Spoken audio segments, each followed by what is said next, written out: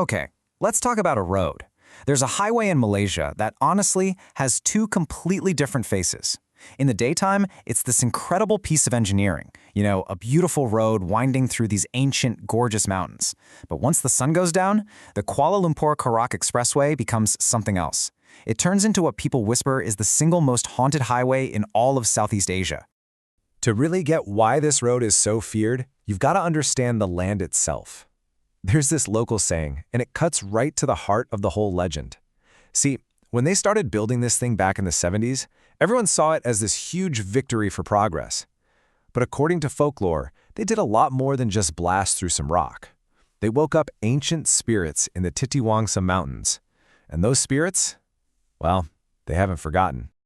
And this is where you really see that split personality. By day, it's an economic lifeline. It's buzzing with trucks, cars, tourists, it's alive. But at night, that lifeline feels more like a vein of pure darkness. The jungle just closes in around you, the lights disappear for long stretches, and it feels like the barrier between our world and whatever's next is paper thin. But this isn't just some general creepy vibe we're talking about. Oh no. The Karak's mythology is way more specific. It has a whole cast of recurring characters, almost like a play. And each one has its own backstory and, more importantly, its own terrifying set of rules. So, let's start with the most famous one, the absolute icon of the highway, the phantom yellow Volkswagen. The story almost always goes the same way.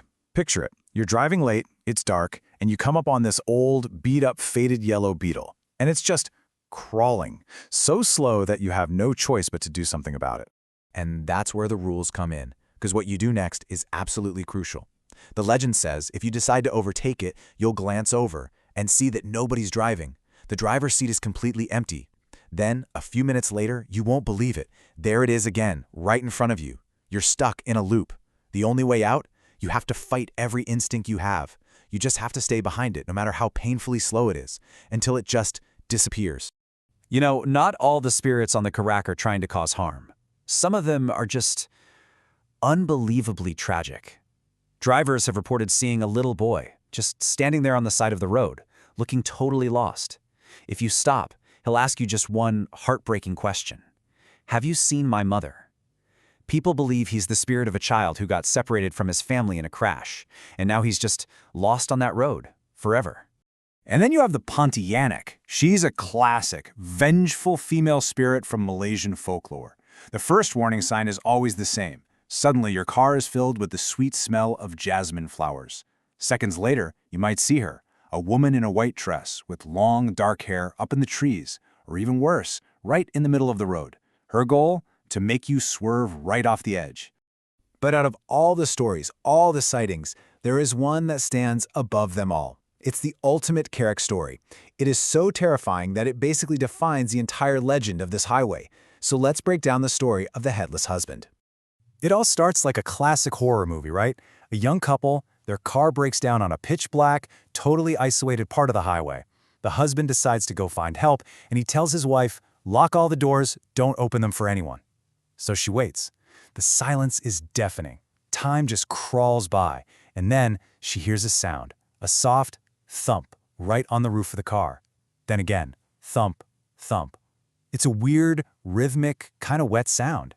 She's terrified, of course, just huddled in the car, until finally she sees flashing lights. The police are here. But an officer gets on the loudspeaker and gives her this really strange command. "Ma'am, get out of the car right now, walk towards us, and whatever you do, do not look back." She starts walking, trying not to think, but she can't help it. Her curiosity is killing her. Halfway to the police car, she stops and she turns around.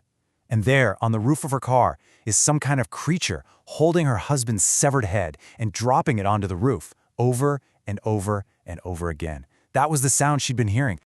Okay, so a story like that is just unbelievably chilling. But why does it stick? Why do these legends have so much power on this specific highway? Well, the really unsettling answer is that all of this folklore, it's built on a foundation of very, very real tragedy. And it really comes down to this one number, 17. On February 28, 1990, there was a horrific pileup. A passenger bus, a tanker truck, a bunch of other cars, and when it was all over, 17 people were dead. After that very real disaster, reports of paranormal stuff on the highway just went through the roof. People started claiming they were seeing the burned figures of the victims just wandering the road. And that crash wasn't a one-time thing. The Karak has this long, bloody history. From the unverified stories of workers who died building it, to the countless bus crashes on those super steep and winding hills over the years, the fear of the supernatural here is literally grounded in real, tangible loss. But, okay, let's switch gears for a second. Folklore and tragedy, they're not the only things going on here. Let's put on our skeptic hats and explore the science of fear, because there are some really solid psychological reasons why this road might feel so haunted. First off, there's this thing called highway hypnosis. I'm sure you've felt it. You're on a long, dark, boring stretch of road, and your brain just kind of goes into this trance-like state. You're still driving, but you're also zoned out, and your mind is wide open to suggestion and to seeing things that might not really be there. And let's add pareidolia to the mix. This is just a fancy word for our brain's tendency to see patterns, like faces or figures, in random stuff. It's why you see animals in the clouds. Well, on a misty night on the Karak Day, a tired brain can easily turn a tree branch into a waving hand or a weird patch of fog into a woman in white. And finally, the highway itself is a perfect example of what's called a liminal space. Think about it. It's a place of transition. You're not at your starting point, but you haven't reached your destination yet. You are literally in between. And being in that state of suspension, caught between the city and the dark jungle, just naturally makes us feel uneasy and, well, vulnerable. Now this is what I find fascinating. The fear of the Karak crosses every cultural line in Malaysia. For Malay drivers, it's about forest spirits and jinn that were disturbed. For Chinese drivers, it's often about hungry ghosts from accident victims. For Indian drivers, it might be other kinds of spirits.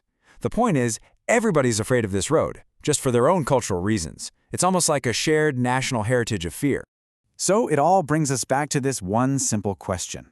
Imagine you're driving that road, it's 3 in the morning, and your headlights just catch a little flicker of movement on the edge of the trees. What are you actually seeing? Is it just highway hypnosis and your tired brain playing tricks on you? Or is it the lost boy, still out there searching? The Karak Highway, you see, it connects more than just 2 points on a map. It connects our modern, logical world with that primal, ancient fear of the dark.